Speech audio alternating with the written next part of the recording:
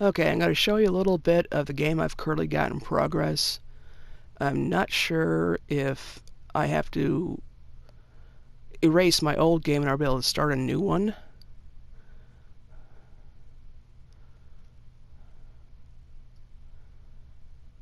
As soon as we're done loading. This is the PS4 version. I don't have the computer version because my computer is too slow.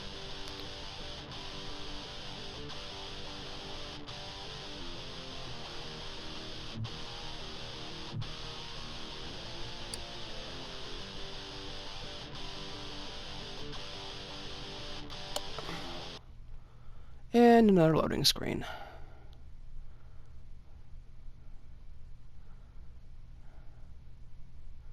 But I played 2015 Car Mechanic Simulator, and there's quite a few changes from that to this. Because the barn finds weren't a thing in 2015. Or if there was an option where you can go to a barn and just tear all the parts out of one car, and you didn't have an option for finding junk parts, but you get the stuff back to your own garage and you go, okay, well, these parts I can salvage and these parts are just trash. This one gives you an option of digging through different piles of junk and choosing what you want to keep and then paying for just those parts. But this is a Jeep I'm working on right now. If you hit the triangle button, you get this menu. You go to where it says car status, and it gives you a list of what they need done with the car. And top says, well, you got your paint, you get the miles on it, you get the global body condition, global parts condition, frame condition, interior condition. It's a Jeep Wrangler. It's got the engine specs, which they didn't have in the other one. But it says, like, engine power has failed, you haven't found parts, which parts are wrong with it, so you have to pretty much tear apart the engine to find it, because I don't have any of the diagnostic tools opened up yet. Car doesn't start, got to figure out what's causing that. General running gear control and repair, if you want to go and figure out what the issues are, you have to kind of go over there and just, it scrolls down. And then sloppy car steering, again, don't have those things. And then poor brakes. I can take this car to the test path, but right now it doesn't start, so I can't run it to the test path, and I've already got a car over there already. So I'll show you the car I've got over there right now,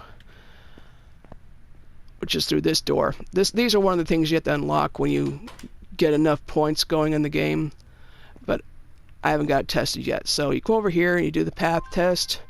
It asks you want to go through with it. You go, yep. And R2 to accelerate. And then you hit the brakes, it tests the brakes. And then you go forward and you hit the back brakes.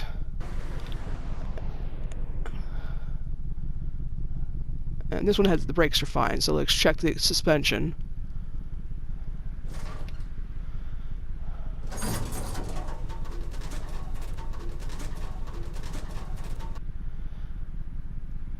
Okay, front's not too bad. The back looks like probably garbage because the front is too even, so it's gotta be the back that's messed up. Oh yeah, the right rear is messed up pretty bad. And this gives you a list of the parts that are really bad, and then the quality of the rest of the parts all the way down, and it says it examined 61 parts. So you close this, and then you can move the car to lifter 1, or you move back out to the garage floor. Of course, then you have to walk back out here. This is the repair bench, so if you have any parts on you, right now I don't have any, you can repair them based on what your skills are. But then you'll sit there and use the lifter like you normally would use a lifter for a car. You can go one stage, and then you can just go all the way up. But just to show you what else is here, you got an engine hoist or engine stand. Here's the basic computer. You start with this, and this is where you order your parts. But they got rims, regular parts, body shop, your tires. You can order plates. You can do interior parts, which you didn't have interior parts you could buy in the 2015 version. You got custom gearbox. You got the body tuning shop, and you get the power boosts, which of course is the engine tuning shit. You got toolboxes around your thing. This shows you your skills. These are what I have unlocked so far. You can reset these, but like I've got the faster part examination, faster installation removing, faster unscrewing and screwing in, faster walking, discounts in shops. I mean, that's going to be handy. This one gives you the test path and the repair bench. Odds of successful repair. These are the ones you want to do as soon as you can. This one gets you the tread tester, which I've not yet used. This allows you to examine 3 parts instantly when you're looking at a car in one of those 4 locations. This gives you the tablet. This makes it easier to do buy parts and whatnot, because you don't have to walk away by the computer. You can just sit there and stand next to the car and order your parts from there. It saves a lot of time after you open it. Electronic multimeter, I have that one, but I don't have the compression checker, and this one allows you to save money, or make more money on finished orders. This is another faster installing and removing. Then I bought this one. This gives me the expansion that gives you a second lifter, and it gives you the warehouse, and then another parking spot in the garage, so you can store up to 24 cars that you're currently not working on. These are usually your fixer-uppers that you've picked up and you don't have the ability to completely restore yet. And then this one gives you the increase to 85% of repair. But like, this one's 75, this one's 65. Right now I'm waiting to get to the point where I'm over here because this unlocks the paint shop.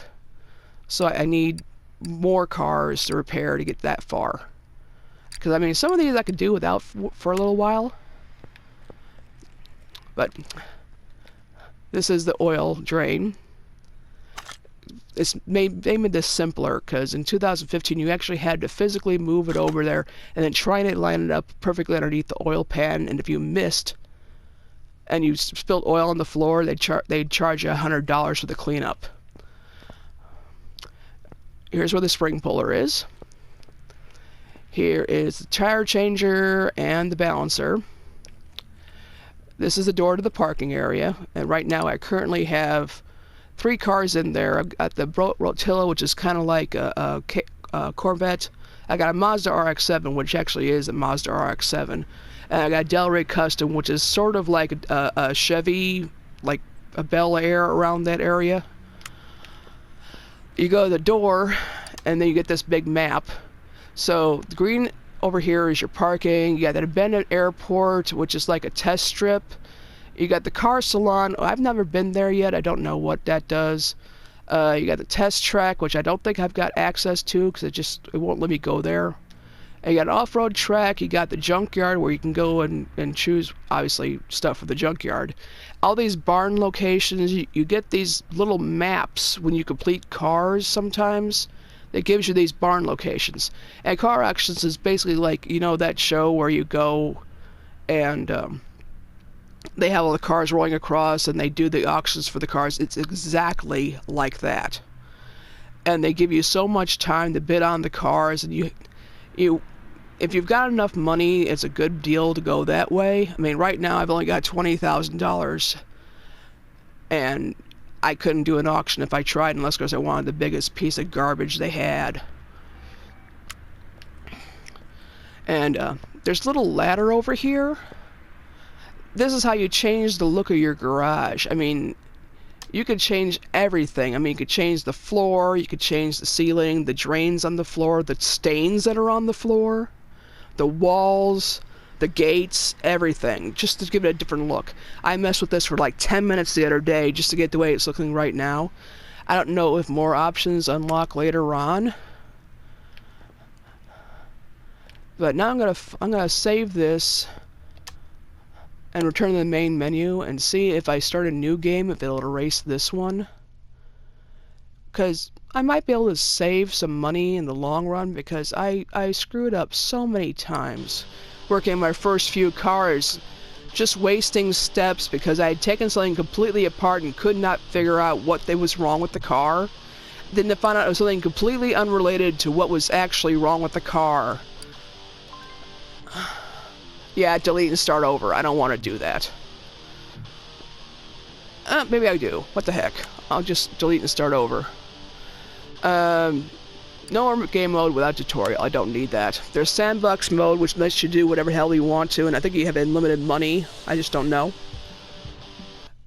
This will show you what the basic game looks like when you first start off and what you have access to. But you don't have the ability to fix body parts yet. You can't repair the frame or anything else that's wrong with the car right now. But you hit the menu, you use this to open it up. This is a regular car to be repaired. This is a story mode car, and it usually gives you like a long description of basically a piece of the story. These kind of cars that are non-story cars are just ones that you use for practice and to gain money. This one actually furthers your progress in the storyline and gives you more points and more access to new things. So, like I said, this one's got brake problems, and they actually give you a list to begin with. But all cars start out at the beginning of the garage area, and you have to actually move them to the lifter. In this mode, you can sit there and you open the car doors if you want to. You can close the car doors. If you open up the wheel, you could actually sit there and take apart the car, take apart the interior. This is your inventory that shows you what the parts you have in your inventory. This is a list of parts that you need to buy. You have to actually put them in there. This is the tune parts. We can change the special parts. I haven't actually used this yet. And of course, this is the car status. It tells you, okay, you need a brake disc ventilated, you need an ABS module, you need a brake disc, and you need a brake caliper. These may not all be on the same tire. But you could track the parts by hitting the square button to highlight those. So this saves you a little bit of time. Otherwise, you're taking all the tires off. So now it's over here.